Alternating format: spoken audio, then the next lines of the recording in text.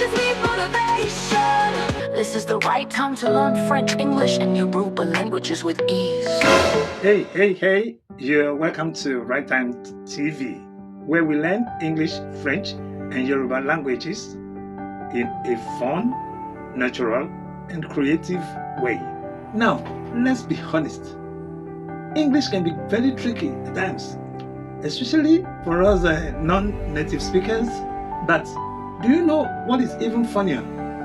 Sometimes these mistakes, we make them even without knowing it. I am diving into common English mistakes many Africans make. And trust me, number 5 is going to shock you. Are you ready for it? Let's go. I am coming. You must have heard this even if you have never met it.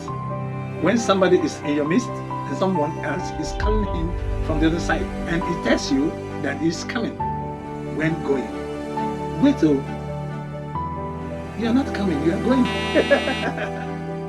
Instead of saying I'm coming, the right thing is to say I'll be back soon.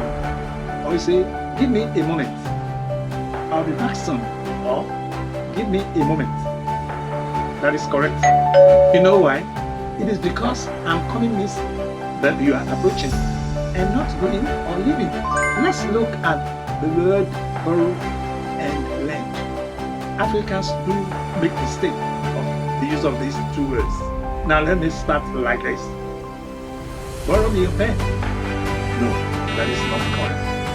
The act of borrowing is to take, and the act of lending is to give. So when we are about making use of these words, we can make use of those two words, take and give, and see if they can be synonyms or if they can replace each other. For example, lend me your pen. I am asking, so I must use lend, which is synonymous to give. Give me your pen. Lend me your pen. Then, if somebody asks me where I got the pen from, I can say, I borrowed it from John. That is, I took it. So the action of borrow is taken, and the act of lend is give. Okay?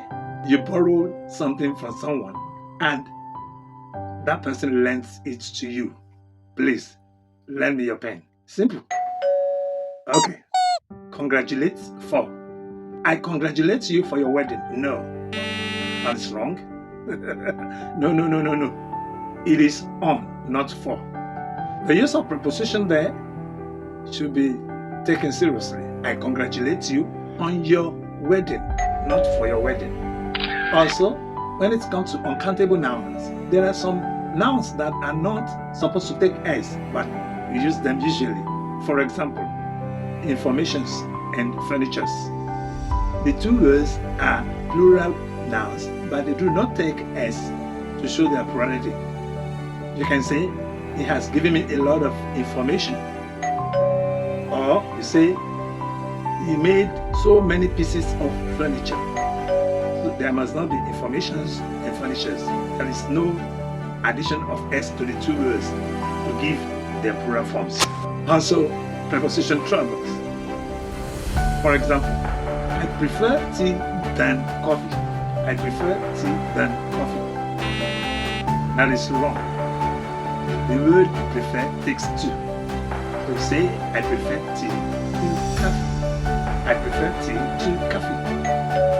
We discussed about the issue. No. The right, then S, we discussed the issue. We discussed the issue. This is because when you say discuss, it already includes about. So you don't need to double it. Always discuss the issue, not discuss about the issue. Okay? More better.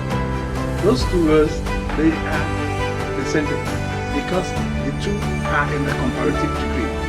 So when you have an adjective can be in the normal adjective form, or it will go to comparative degree when it involves two or more, and it goes to the superlative degree when you are to pick the best.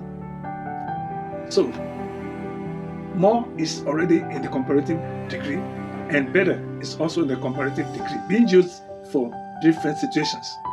Some people say this one is more better. My brother, how many betters do you want? Just say, this one is better. Simple and correct. Somebody versus anybody. For example, if you say, did someone call me? Did someone call me? It sounds as if you are expecting a specific person. Did someone call me?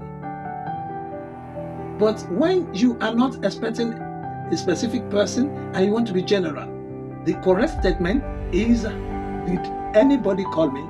Did anybody call me? So, for general, we use anybody when it comes to interrogative sentences. When you want to ask a question, it is anybody because you are not being specific. Hope somebody is learning how to sound around. Please do well to subscribe to my channel and make sure that you give me a thumb up. Write your comment. Let me know your questions so that we'll be able to know where and where to judge in the next class.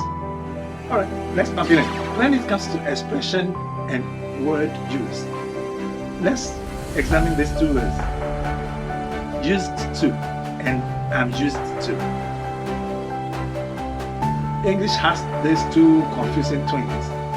You can call them used to and I'm used to. Listen very carefully. I used to go to church every Sunday. I used to go to church every Sunday. It is correct and it means it is a past habit. You have been doing it, but you are no longer doing it. It's something that you've been doing, but you have stopped. I used to. Alright? Another example. I am used to going to church every day. I am used to going to church every day. This one means it is something you are already familiar with. You have been doing it and you're still doing it. So we must always notice the difference and let us make use of them at the proper time in any form, in any sentence construction. This is another mistake. We say, he is a staff. People usually say this, he is a staff as if staff is one person. No, staff means the whole group. You can say he's a staff member, or he's a member of the staff, or he works with the staff. But never, is not a staff. Alright, next, I want us to look at the two words, since versus for. I've been here since 2 hours. That's wrong. Do you know why it is wrong? It is because the word since means the starting point, or you say the starting time. For example, 10 o'clock. I've been here since 10 o'clock. I've been here since noon, but not since 2 hours. But when you make use of for, it means duration. It is showing the number of minutes, hours that you have spent. So that means duration. For example, I've been here for 2 hours. I've been here for 3 hours. I've been here for 5 minutes. All those ones, they are really depicting duration. So, know the difference. Since is to show the starting point or the starting time, while for is showing the duration. How many minutes or hours have been spent? Okay? Let me give you one more. She is teacher. No. The correct one is she is a teacher. Don't let us forget the use of our articles a, and the when we are making use of nouns. They make the sense in that sentence to be very, very complete. I hope somebody is learning there. Alright? Okay, quick quiz time. Let's test you. Which is correct? A, I prefer rice than beans. B, I prefer rice to beans. Drop your answers in the comment box and tell me how many of these mistakes you have made. Be honest too. God bless you. Remember, English is not about perfection. It is about progress. We all make mistakes. But what matters is learning and improving every day. So, keep learning, keep laughing, and keep watching Right Time TV. We are learning with fun, music, and creativity. Don't forget, as I've said, to like, share, and subscribe. And ring that bell so you won't miss the next episode. I'll see you soon. Same channel, same energy. Right Time TV. Au revoir, à bientôt, au d'abord.